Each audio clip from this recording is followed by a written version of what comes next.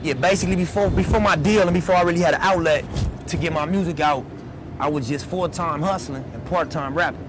Like I always had a passion for rap music, and I was always trying to create the situation to where I could do this full-time.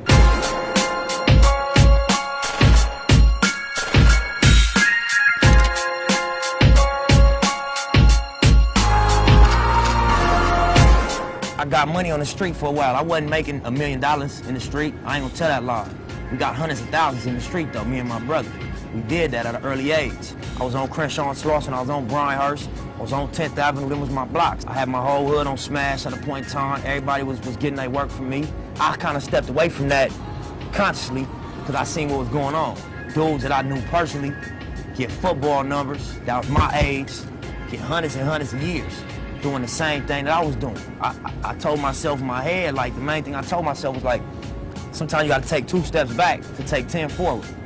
I mean, I gotta fall back from having my jewelry, you know what I mean, having my everyday money, riding around the hood on leather and chrome, smoking weed all day, calling the homies up. You got that for me for sure, going to pick up 200 here, 500 here, 1,000 here, and that's my day. I had to let go of that luxury, go back to being a young dude that was pinching every penny. Maybe had $20 a day to spend, 10 on a sack of weed, 10 to eat, just so I could stay creative and work. And it was hard for my ego. And I was used to being that young fly nigga, take my pick of whatever female I want, at all the parties, all the clubs, the spotlight was on me. I did everything with my process, point A to point Z. I went out and made the relationships with the producers. I took the music into my house, imported it into Pro Tools, graded the shit out, recorded myself, ran from the Pro Tools to the mic and back and forth, bounced it down, burnt it on CD, took it into the street, promoted myself, sold it myself, went into these meetings, articulated my vision to the label, signed the deal, put my first foot forward to the street with my mixtape series. This was all me. So if my engineer tell me, oh, we can't do that, I engineer, my nigga, so you get out the seat, let me take care of that.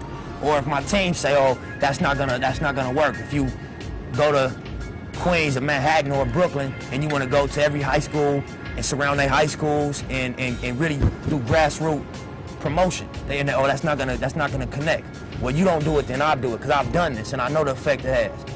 I ain't got to my millions in this industry yet. We still on them hundreds of thousands and we trying to get to that million, me as a new artist coming in. So I'm used to this type of money because it's not to the point where it's rap money, $1 million, 2, 3 million, 5 million, and then Hollywood money, 10 million. It's not to that right now. It's to the 50,000s and 100,000s and 20,000. So I understand the mentality behind that money. I understand that that's not money that changes your life. I understand that you don't go hit the club and spend 5 racks at night off of your advance. You know what I'm saying? Because I done did that with my street money and woke up the next day with no work and a gang of niggas calling my phone up and I'm missing all this money because I balled out last night and I hit the club crazy and I felt like I was that nigga for the one night as opposed to having a consistent progress. Hustle in the house. All money in, no money out. Even Let's Talk Money. These are all titles off my mixtape. You know what I'm saying? RSC to the day I die. I'm from Slauson. I got a lot of concepts and titles that revolve around the state of this violent world we live in. One second I have this standpoint, but then on the next record I might take a different standpoint and speak on this topic from the perspective of intelligence, of somebody that wants to change this problem, somebody that wants to resolve the conflict. Then I might speak on it from a position of somebody that's actively involved in this, hustle in the house. Then I might speak on it from somebody that feels trapped in this. So it's a gang of different perspectives of how this state of reality is real and how it affects everybody. And that's kind of like the theme of Bullets Ain't Got No Names as the title of my series. Volume 1, 2, and 3 is all different spins off of that. Every song represents a different position that you can take on that topic as if it was a debate.